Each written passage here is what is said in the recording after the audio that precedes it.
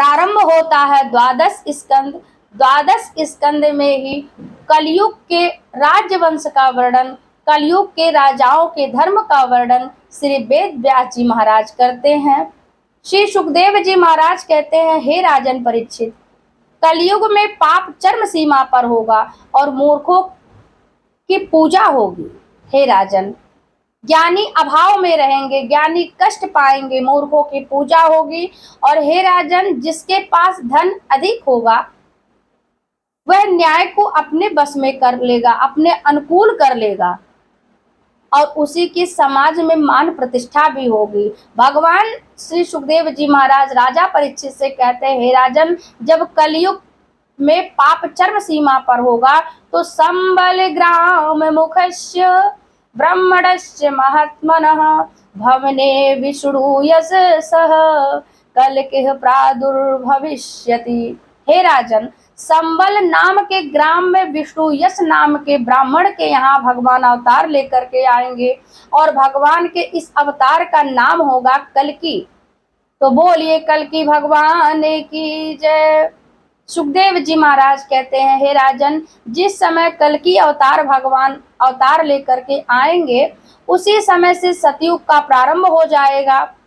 सुखदेव जी महाराज कहते हैं, हे राजन, कलयुग में अवगुण तो बहुत है परंतु एक गुण भी है। कौन सा गुण है? सुखदेव जी महाराज कहते हैं, राजन परीक्षित, सतयुग त्रेता द्वापर पूजा मखयर जो गति होई सो कलि हरे नाम ते पावहिलो।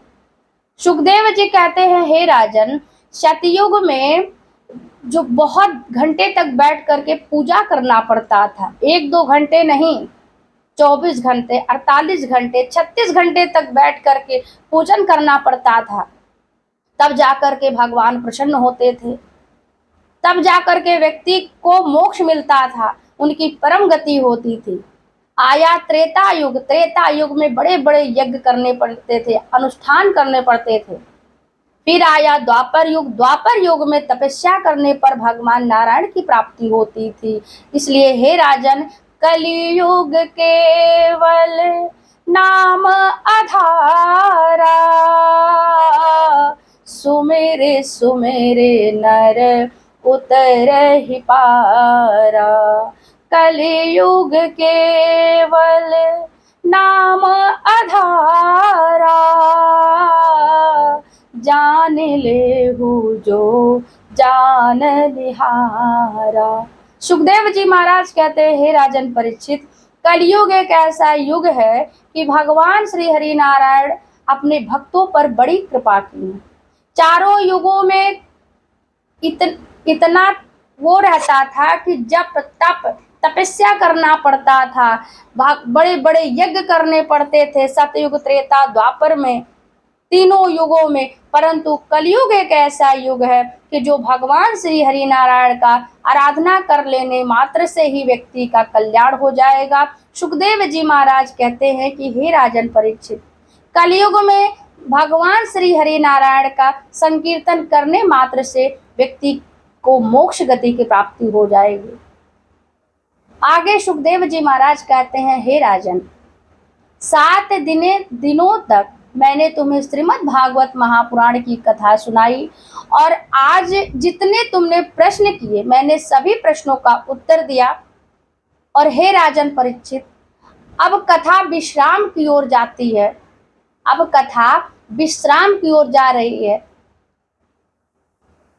क्योंकि भगवान श्री कृष्ण गीता में कहते हैं, नैनम छिद्यन्ति शस्त्राणि नैनम दहति पावक ना चैनम क्लेदयन्त्यापो ना शोष्यति मारुतः।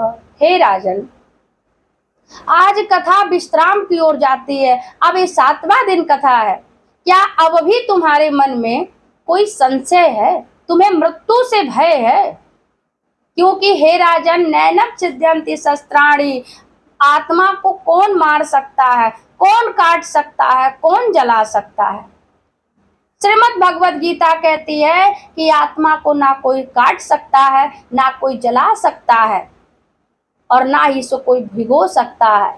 वायु भी इसके शोषण नहीं कर सकती है। सुखदेव जी महाराज कहते हैं कि हे राजन परीक्षित, कौन सुखदेव जी महाराज कह रहे हैं? जो माँ गंगा के दक्षिण तट पर उत्तर दिशा मुख करके सुखदेव जी महाराज बैठे हैं, वो सुखदेव जी महाराज राजा परीक्षित से कह रहे हैं कि हे राजन, आज कथा विश्राम की ओर जा रही है, क्या अब भी तुम्हें मृत्यु का भय है?